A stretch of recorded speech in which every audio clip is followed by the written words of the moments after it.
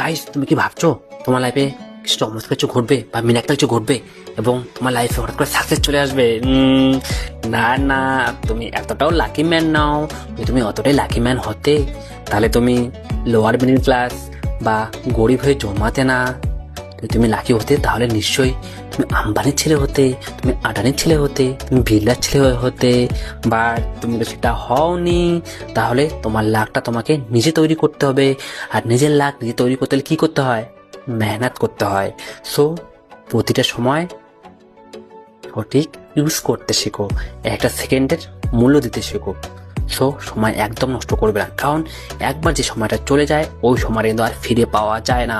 হ্যাঁ, তুমি ভাবতে পারো আমি পরে করে নেবো, বাট যে সময় যে কাজটা করতে হয় ওই সময় যদি করতে না পারো, পরে কিন্তু শুধু পস্তাতে হয়। সো সময়টাকে কাজে লাগাও এবং সাকসেস পেতে গেলে যেটা করা উচিত, যেটা করতে হয় ওই কাজটা করো।